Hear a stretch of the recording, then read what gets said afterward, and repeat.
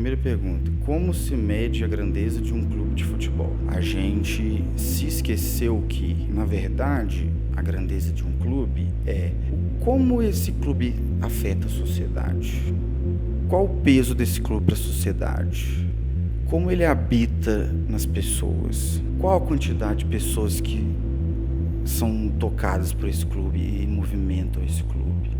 Isso é o que vai fazer de fato a grandeza do clube, porque sem isso, sem a demanda, não tem a oferta, né? A lógica é essa. É lógico que, como a nossa sociedade é sobre também vitória, um clube também vai se sustentar a partir dessas vitórias. Então, mas não é só isso, o ponto é esse.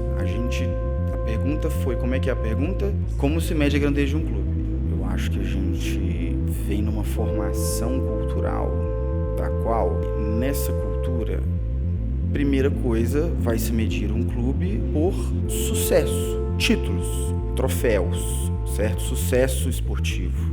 E isso, de fato, é muito importante, porque é a partir das histórias, das trajetórias, das narrativas, das vitórias, que se formam os heróis, né? Se formam os causos, né? E as experiências mesmo, né? Os jogos. Para mim, antes de tudo, se mede a grandeza do clube pela grandeza de sua torcida mesmo.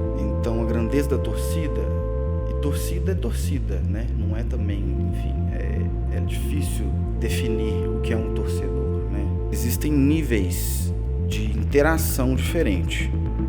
Se você tem uma massa de milhões de pessoas que diariamente entram no site oficial do seu clube, buscam as informações, conversam sobre isso ao longo do seu dia, reservam dinheiro para gastar no ingresso, para comprar camisa. Então, assim, é essa massa desses milhões de pessoas que são tocadas por esse clube e que vivem boa parte da sua vida dedicadas a ele, que fazem então a grandeza desse clube, que trazem então uma relevância desse clube na sociedade.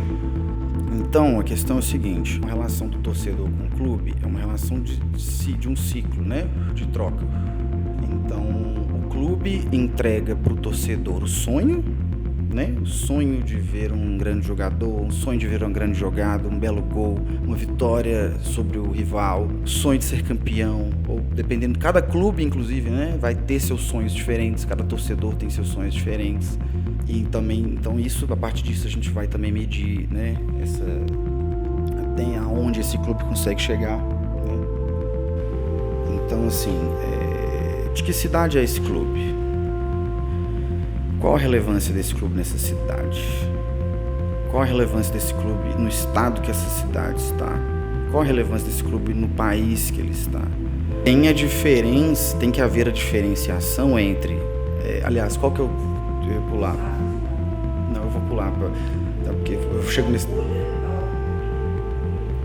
O segundo tópico é a cultura do orgulho da vitória versus a cultura do orgulho de ser. A gente está imerso na cultura da vitória. Então, para o clube ser grande e atrair torcedores, ele precisa de sucesso. Para ele ter sucesso, ele precisa de investimento. Para ter investimento, ele tem que ter alguma relevância. Para ele ter relevância, ele tem que estar em alguma competição, ele precisa ter torcedor, ele precisa estar organizado como instituição. Precisa ser funcional ali dentro das suas demandas, né, dos seus projetos. Existem diferentes níveis de projetos de clube, entendimento do sucesso. Tem clubes que jamais vão aspirar a serem campeões de algo muito grande, porque não é da natureza do patamar que eles estão, que eles se encontram, que aquela instituição se encontra. E muitas vezes o que vai fazer sustentar aquela torcida é outra coisa, que não o troféu, que não só o sucesso esportivo. Então, muitas vezes é uma identidade da torcida, uma identidade da história, da relação do clube com a cidade, ou com o bairro, ou algo assim. Ou pelo simples fato da sua família torcer para aquele clube, né? Uma questão familiar. E independente, então, do sucesso do clube ou não, é uma questão de orgulho de ser, né? Então, chegamos nisso, nessa questão assim, da cultura do orgulho da vitória e a cultura do orgulho de ser. Eu sinto falta, né, na torcida brasileira, de modo geral hoje, mais o orgulho de ser. Existem tem raras exceções no Brasil, eu acho, né? Mas, de modo geral, a cultura do torcedor do futebol, principalmente dos grandes clubes, né? Médios e grandes clubes, se enfraqueceu, não vou dizer que não há, mas se enfraqueceu muito a cultura do orgulho de ser. É preciso aí, que eu quero chegar nesse terceiro tópico, diferenciar então o clube como CNPJ e o clube como símbolo social, uma identidade social. Os investidores dependem da demanda, da marca, do peso que a marca tem na sociedade, no mercado. E a marca tem um peso de acordo com quantos milhões de pessoas se envolvem, compram, enfim, interagem com ela. A gente precisa, eu acho, usar mais isso a nosso favor. E aí, outro tópico, as instituições vão mudando, essas coisas de mudança do galo ser vendido, o galo ter um dono. Isso, para muito torcedor, isso é uma coisa inconcebível. Isso, a gente não entende isso, no sentido assim, não é que não entende, não é que não compreende, não aceita mesmo, assim, porque fere parte da magia que é criada na ideia desse símbolo. O que é esse símbolo? O que é esse galo? O galo é o CNPJ, beleza, mas mais do que isso, ele é isso e aquilo. E parte dessa mudança para a SAF, ela fere um pouco dessa noção, dessa identidade, de que são os clubes, de modo geral, né? O que são os clubes, então? Então, a gente precisa pensar no que é essa magia do clube, o que é a magia do torcedor, de pertencer a uma massa, a milhões de torcedores, que tem uma história, que tem títulos sim, mas independente dos títulos, dos troféus, dessas narrativas, das glórias, dos heróis, qual é o orgulho de ser? Qual é a magia de fazer parte dessa massa?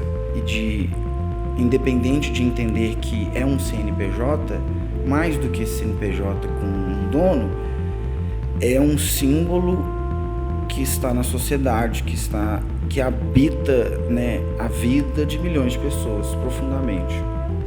E acho que é isso. Por hoje já deu. Take 2, teste de luz, agora com a luz do teto apagada. Temos aqui o softbox ligado ao meu lado esquerdo, o bastão de luz ao meu lado direito, o abajur à esquerda e uma luz auxiliar aí da câmera, luz de LED, nas minhas costas, na poltrona. Estamos fazendo os testes. Agora dá pausa, chega. Cortar.